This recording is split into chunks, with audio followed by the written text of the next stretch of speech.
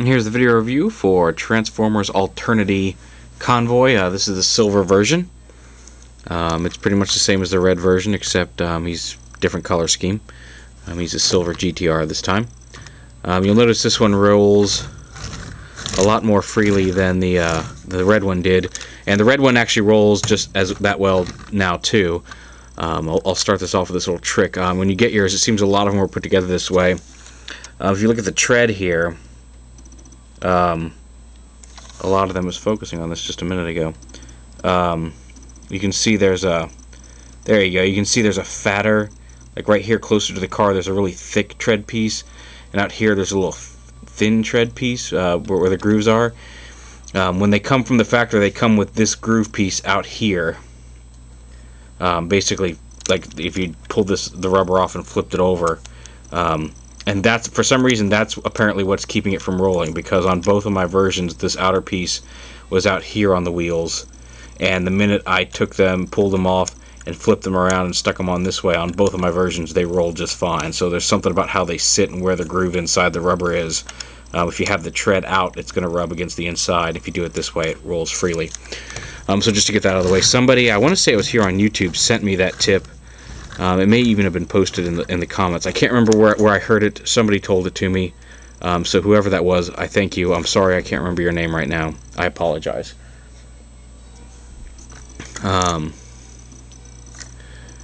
So we'll just do a quick transformation here. Open up the doors. And I like to pop that up. I like to start with the legs first because they're easier. Just open these up. Pop these out, and I usually go ahead and pull these down a little bit too. Spread the legs. I unhook these from here, and when you flip these pieces around, flip this panel down, fold this panel in. Well, actually, before you do that, you want to flip this panel right here out and around, then fold this panel in. Do the same over here. This panel out and around, fold this panel down, and then in and around like that. And you're going to bring these past this, and on this foot you can see there's a little clear post, and that's going to tab, once you get everything lined up, that's going to tab right into the back of that foot.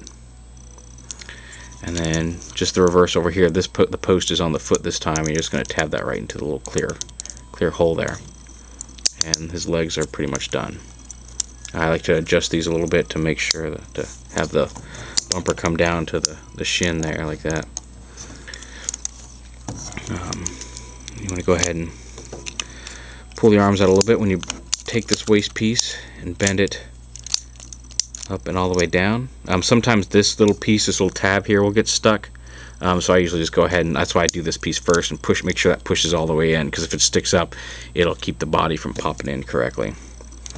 Then the upper bit, we go ahead and just pull the arms forward, and pulling the arms forward auto-morphs the hood forward and pops up his head, as you can see there.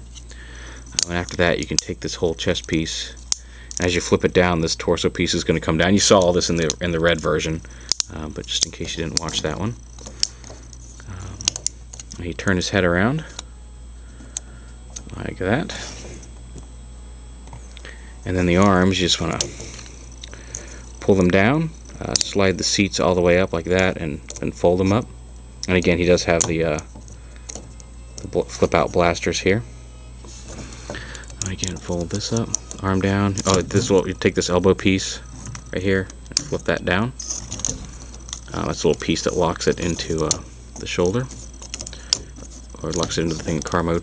Then flip up the seats, and then take the seat and slide it all the way up on his forearm until it clicks. And there you have him. Now, I like to just fold the doors straight back. I think it looks better. I think it gives them a nice silhouette. You know, on the side they stick out a little bit, but they don't look bad. Fold them straight back. There is actually a double hinge back here. The instructions say to fold it back like this on this hinge right here, and then flip it forward right here to kind of compress the wings or doors up like that. And you can do that. It doesn't look bad that way. I just think it makes them look incredibly wide. And it's cool, but I generally just leave the doors folded straight back. And as you can see on his arms, here's one arm with the laser extended. Here it is with it folded up into the seat. But there he is in robot mode. I forgot to bring my red one in to compare him to, just to show them side by side. But chances are you've seen pics of both of them. I've even got a couple over on TFW 2005, so they're out there if you're looking for them. And then just a quick size comparison. Here he is with the Revenge of the Fallen bludgeon mold, which is just a repaint of the Wreckage figure from the first movie. So you can see he's a little bit taller than your average deluxe figure. Certainly a lot heavier. He's not quite as entirely die-cast as I thought. A lot of the car shell is actually plastic. It's a little bit more noticeable on the silver. And the silver is by no means crappy. I really like the silver decal on this guy as well. But on the red, it was really hard to notice because they had this really nice, shiny, very nice paint job, this nice glossy red paint on it that made all these pieces look and feel like they were die-cast. And it was only when I got this guy and started looking at him, I'm like, oh, wait a minute, that I realized that actually this was plastic too. Don't let that stop you from getting him. He's just an awesome figure. I mean, I cannot think of anything I do not like about this figure. My only issue was those sticking wheels, which have been resolved. So he's a little small. I know a lot of people, when they pay $50 for a figure, expect a bigger figure, but it's so worth it. I mean, like, if you have the means, pick one up. It's just very, very nice. And really, either one you go with is going to be good. I have the red version. I like the red version. The silver version is just as good. It's just really all depends on your preference. One of the things that's hard to see if maybe I can get this to focus on it, is his eyes are just this brilliant blue, and when the light hits it just right, they kind of glow a little bit, and it's just this really nice brilliant blue that really stands out in the middle of all the silver. So, but there you have it. I highly recommend picking him up. There's the silver version of the Alternity Convoy.